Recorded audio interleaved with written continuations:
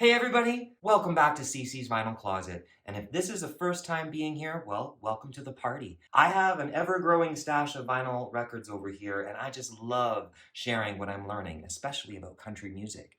Now, today in particular, I'm going to be focusing on the music of none other than Buck Owens. My first impression of Buck Owens dates all the way back to 1988 when I would have been about 9 years old and I was watching CMT and I caught the video with Dwight Yoakam for Streets of Bakersfield. Throughout the years, I've been aware of his influence on artists like Dwight Yoakam and Emmylou Harris, and for the longest time, my favorite tunes by him were, of course, Streets of Bakersfield. You don't know me, but you don't like me. You say you care less how I feel. Together again. Together again. My tears have stopped falling. Act naturally. They're gonna put me in the movies. They're gonna make a big star out of me. And now I finally collected enough of his records that I've been ready to do a little bit of a deep dive. Do you guys want to join me on this one? I'd love to share it. Come on, let's go. As per usual, I'll start off with a few important things that I've discovered about Buck Owens, just for context to his part of country music history, because I love this stuff. Now, Buck Owens, rest in peace, was an American musician, singer, songwriter, bandleader, and TV host. He was the lead singer of Buck Owens and the Buckaroos, which had 21 #1 hits on the Billboard country charts. That's pretty amazing.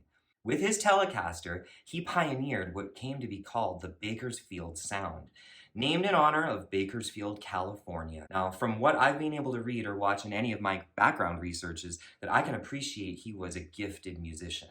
And he could play the guitar, mandolin, the fiddle, and he created a lot of timeless music for people to enjoy, and they still are to this day. Now, I know I am now for sure. Now, I can better understand how his music struck a powerful chord with a lot of listeners. So for the sake of today's installment, here's how I'd like to really break things down. I actually currently have a total of 7 Buck Owens records, but I found it a little more appropriate to just start with selecting his earliest work first, just so that I could come back for more. My mom always told me, don't put more on your plate than you can eat. Buck Owens recorded 39 plus studio albums between 1961 and 2007. 39?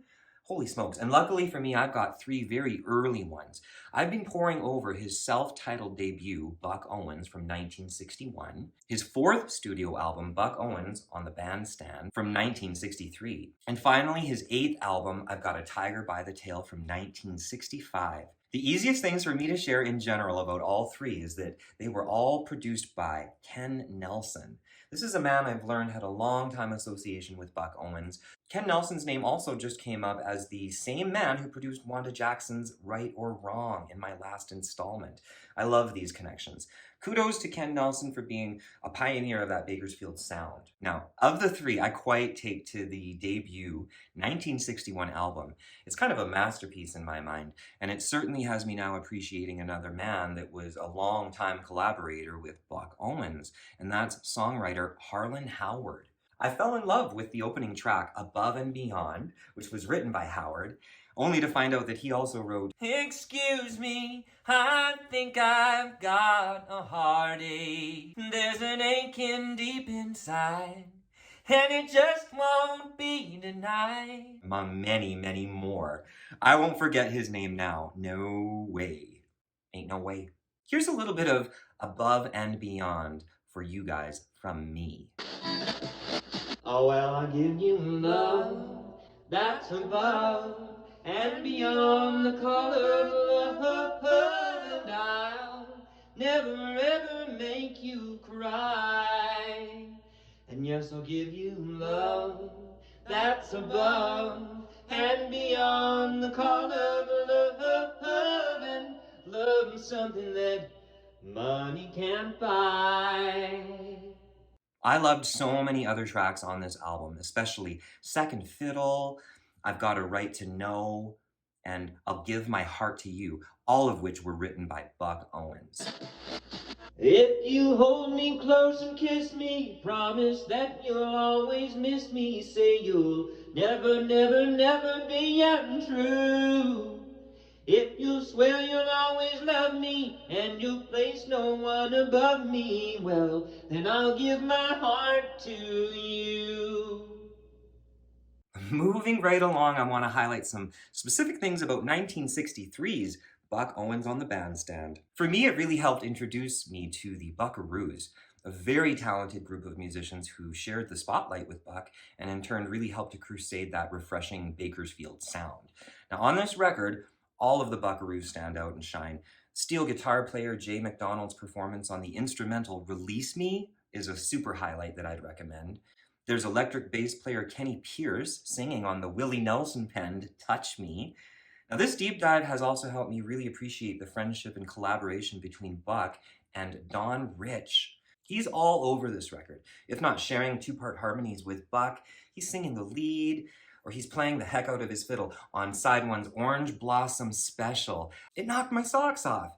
These songs, like Sawmill, Cotton Fields, Diggy Liggy Low, they stand out for that Buck and Rich double punch. Needless to say, I was pretty saddened to read the news about how Don Rich passed away in 1974, I think, from a fatal motorcycling accident. Far too young. I think he was 32 years old. Now, this would have obviously had a huge impact on Buck Owens for the rest of his life. But I think the good thing is that these records, these really old records, are still there for us to listen to and appreciate, and it means that the music does live on. There is so much gold in these records. And finally, I'd really like to take note that 1965 album, I've Got a Tiger by the Tail, reached #1 on the Billboard charts, largely in part to that title hit song, which was apparently Owens and the Buckaroos' 6th #1 hit. I've got a tiger by the tail, it's plain to see. I won't be much when you get through with me. Now, unbeknownst to me, Tiger by the Tail has been considered not only his biggest hit, but his signature song too? The more you know. Personally, one of my favorite tracks from this particular record is the instrumental A Maiden's Prayer, which features the amazing Don Rich on guitar and fiddle. It's just a beautiful song. Please check it out. Anyways, I think you guys get my drift. All in all, just with these 3 albums alone, I've grown to appreciate this genre of country music so much more before, and it's certainly helped me hear how Buck Owens' music stood out from among so many other great acts in country music of that time. So I do plan on returning to these other records in my growing vinyl closet, and it's just a good thing that there's more time and more music. So that essentially wraps up my thoughts on Buck Owens and the Buckaroos. This is the point where I pass it over to you guys, and I'd like to know, do you have any favorite Buck Owens songs? And of course, I thank you guys for watching, and until next time, take good care of yourselves. Bye.